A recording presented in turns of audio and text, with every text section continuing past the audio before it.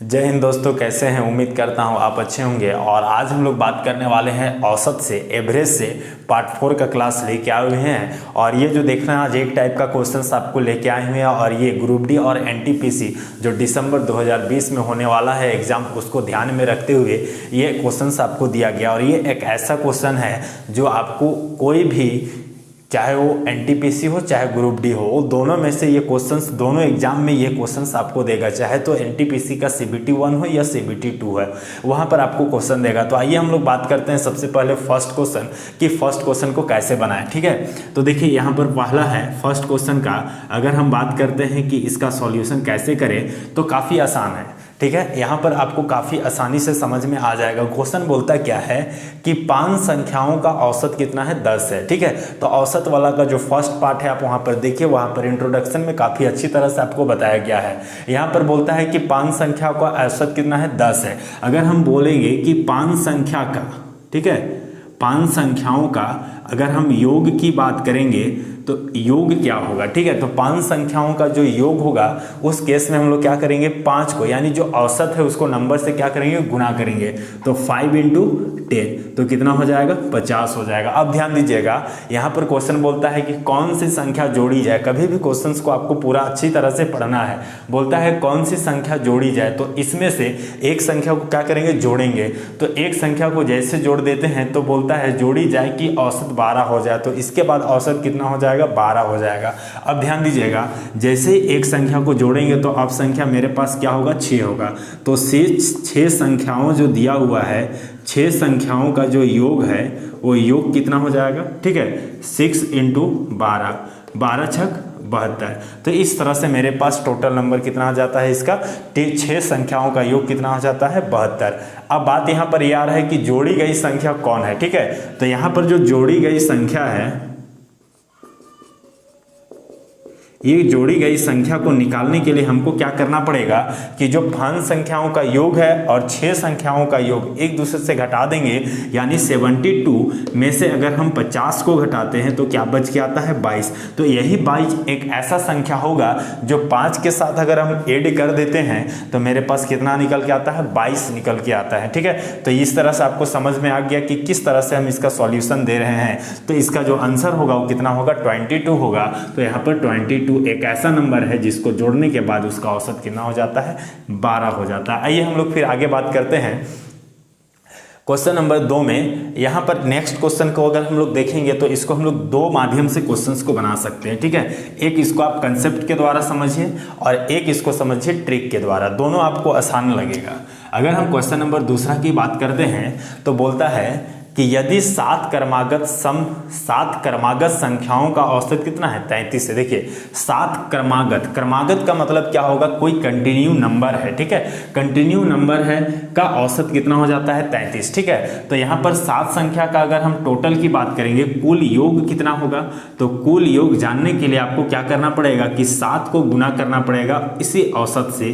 तो कितना हो जाएगा, 7 या 21, 7 या 21 और 2 23। ठीक है, तो इस तरह से 231 इसका क्या होगा, योग होगा। अब बात यहाँ पर यार है कि 7 क्रमागत संख्या कौन कौन होगा। ठीक है, तो इसको हम लोग कंसेप्ट के माध्यम से समझेंगे। तो एक संख्या को अगर हम x मानेंगे तो दूसरा संख्या क्या हो गया, x + 1, x + 2, x + 3, x + 4, x + 5, x + 6। तो टोटल यहाँ पर 1 2 3 4 5 6 7, टोटल 7 क्रमागत संख्या हो गया।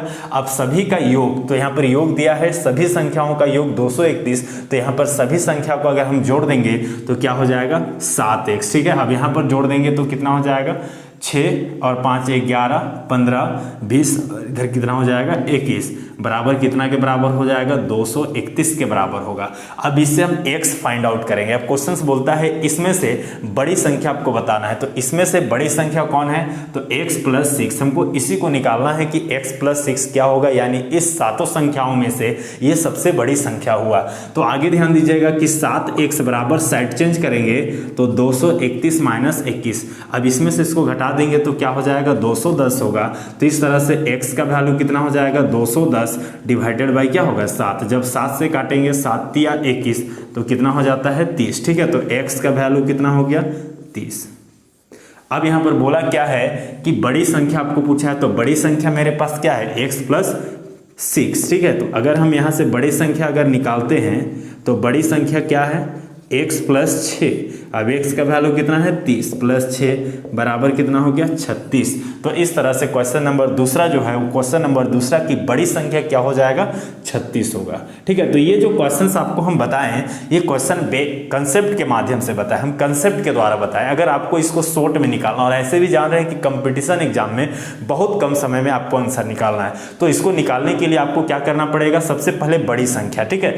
तो देखिए यहाँ पर बड़ी संख्या निकालने के लिए पूछ रहा है, तो आगे यहां पर अगर हम लोग बात करते हैं क्वेश्चन नंबर दूसरा का ही ट्रिक के माध्यम से, ठीक है। हम ट्रिक के द्वारा समझेंगे क्वेश्चंस को कैसे ज्ञात करते हैं।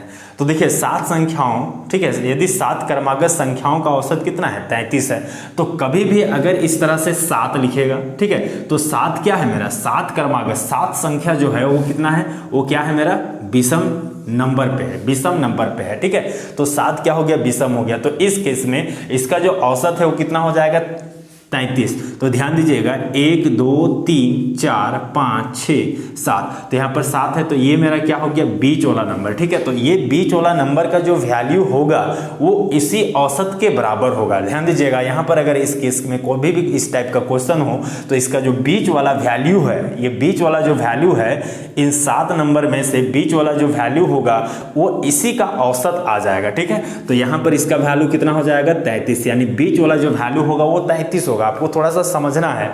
फिर बोलता है इनमें से, ठीक है, इनमें से सबसे बड़ी संख्या क्या होगी, ठीक है। तो इनमें से सबसे बड़ी संख्या क्या होगी, तो 20 संख्या हम लोगों को क्या पता चल गया 33 पता चल गया, ठीक है। तो इसके बाद जो नंबर बढ़ेगा वो क्या होगा बढ़ते जाएगा, ठीक है। तो कितना हो जाएगा, यहाँ पर 34 होगा, यहाँ पर 35 होगा और यहाँ पर 36 होगा। तो ऑटोमेटिक जो आपका सबसे बड़ी संख्या था x प्लस 6 जो हम पहले माने थे उसका भी आंसर क्या आया था 36 आया। तो इस तरह से हम इसका आंसर आउट करते हैं। तो इसका जो आंसर हो गया ये 36 हो गया। ये आपको ट्रिक के द्वारा समझाए हैं, जो इससे नीचे अगर हम आएंगे तो इसका नंबर धीरे धीरे क्या होता कम होता चला जाएगा। तो आइए हम लोग फिर बात करते हैं क्वेश्चन नंबर 4। ये आपको 2 कंसेप्ट के द्वारा बताया और एक ट्रिक के द्वारा बताया, ठीक है। तो यहाँ पर बहुत सारा ऐसा क्वेश्चंस होगा, जैसे क्वेश्चन नंबर 2 और क्वेश्चन नंबर 4 की बात करेंगे तो 2 और 4 में क्या होगा कि दोनों एक टाइप का क्वेश्चन है, अलग अलग नहीं है। अगर हम क्वेश्चन नंबर 3 की बात करेंगे तो क्वेश्चन नंबर 3 देखिए कैसे बनाते हैं। अब क्वेश्चन नंबर 3 की जब और आते हैं तो बोलता है 4 क्रमागत सम संख्या का औसत। अब क्रमागत संख्या तो आप 4 क्रमागत सम संख्या बोल रहा है, तो 4 क्रमागत सम संख्या किसे कहते हैं 2 4 6 8। तो वैसी संख्याएं जो 2 से पूर्ण विभाजित होती है उसे हम लोग सम संख्या के नाम से जानते हैं।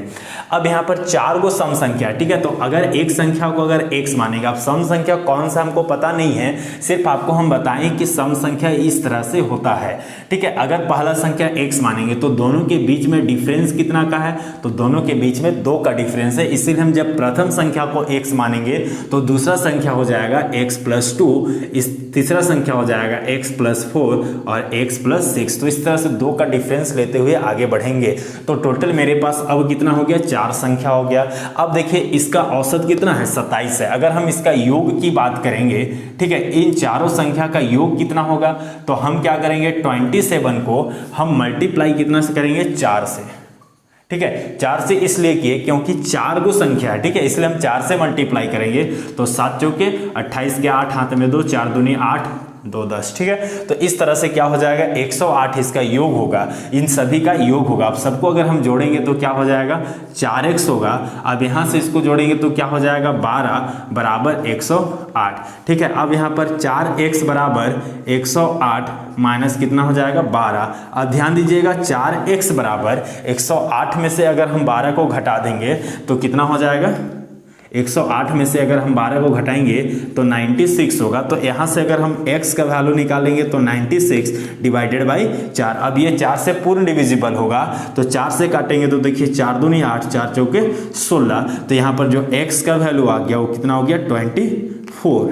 कितना आया 24। ये हम x का वैल्यू आउट किए। अब क्वेश्चन में यहाँ पर बोला क्या है कि सबसे बड़ी संख्या आपको निकालना है। तो सबसे बड़ी संख्या निकालने के लिए यहाँ पर सबसे बड़ी संख्या मेरा क्या है x प्लस 6 है। तो यहाँ पर लिख सकते हैं आप कि यहाँ पर जो बड़ी संख्या है वो बड़ी संख्या क्या है x + 6। तो x का वैल्यू आउट कितना किया हम निकाले कितना है तो 24 + 6। अब 24 को अगर हम 6 के साथ ऐड करेंगे तो कितना हो जाएगा 30। ठीक है, तो इस तरह से हम इसका आंसर आउट करते हैं। तो आपको समझ में आ गया कि इसमें से सबसे बड़ी संख्या क्या होगा 30 होगा। तो इसका जो आंसर आएगा वो कितना हो जाएगा 30 होगा। तो दोस्तों आपको अच्छी तरह से समझ में आ रहा है, इसको काफ़ी अच्छे से रिवीजन कीजिए और इसको प्रैक्टिस कीजिए। ये क्वेश्चंस आपका फाइनल रूप से रेलवे का एनटीपीसी और ग्रुप डी में 1 से 2 क्वेश्चन आपको कैरी करने वाला है। ठीक है, आइए हम क्वेश्चन नंबर 4 की बात करेंगे।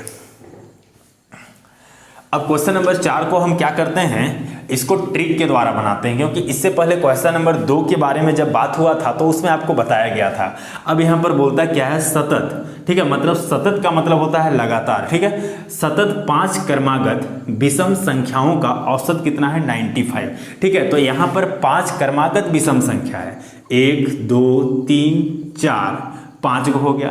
अब आप जानते हैं कि विषम संख्या, ठीक है, तो विषम संख्या के बीच डिफरेंस कितना का रहता है 2 का डिफरेंस रहता है। जैसे 1 3 5 7 9 11 इस तरह का कोई भी नंबर है तो इन दोनों के बीच डिफरेंस कितना का है 2 का डिफरेंस है। ठीक है, अब 2 का जब डिफरेंस है तो ध्यान दीजिएगा कि यहाँ पर बीच वाला नंबर जो होगा वो बीच वाला नंबर क्या होगा, वो आपका 95 ही बीच वाला नंबर होगा। समझ में आ गया होगा कि 95 ही बीच वाला नंबर होगा। जब इसको आप एवरेज निकालिएगा तो 95 होगा। ठीक है, तो यहाँ पर जो कभी भी 5 या तो 7 या 3 इस तरह का केस रहे तो बीच वाला जो वैल्यू होगा एवरेज का वो क्या हो जाएगा 95 होगा। ठीक है, अब यहाँ पर जो 95 हो गया वो मेरा बीच वाला संख्या हो गया। तो बोलता है अवरोही क्रम में चौथी संख्या ज्ञात करना है। अवरोही का मतलब क्या होता है घटते हुए क्रम में। ठीक है, बड़ा से छोटा, छोटा से फिर छोटा, छोटा से फिर छोटा, इस तरह से अवरोही क्रम में हम लोग सजाएंगे। और अवरोही क्रम में चौथी संख्या ज्ञात करना है तो अवरोही क्रम में चौथी संख्या आपको यहाँ पर देखने को मिलेगा।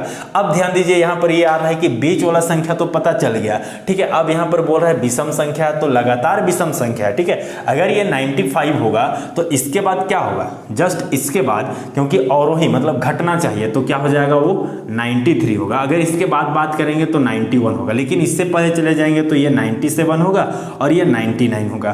तो इस तरह से टोटल मेरे पास यही 5 क्रमागत संख्या के बारे में बात कर रहा था। तो अवरोही क्रम में चौथी संख्या कौन सा होगा, तो अवरोही क्रम में चौथी संख्या मेरा ये होगा। अर्थात यहाँ पर क्वेश्चन नंबर 4 का जो आंसर होगा वो क्या हो जाएगा आपका 93। यही मेरा क्या होगा आंसर होगा। ठीक है, तो इसका जो अवरोही क्रम में जो चौथी संख्या होगा वो कितना निकल के आता है 93।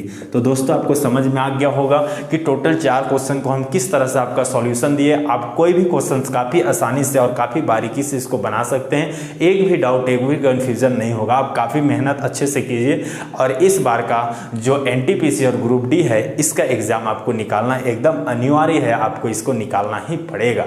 तो चलिए आज हम लोग वीडियोस को समाप्त करते हैं और मेरे वीडियो से जुड़े रहने के लिए आपको बहुत बहुत धन्यवाद। और एक चीज़, जो स्टूडेंट नए हैं वो जरूर मेरे चैनल को सब्सक्राइब करें, अपने दोस्तों के पास शेयर करें ताकि मुझे भी हौसला मिले और आप तक हम जुड़े रहें। तो चलिए हम लोग नेक्स्ट वीडियो में आपके साथ फिर मिलते हैं। जय हिंद, जय भारत।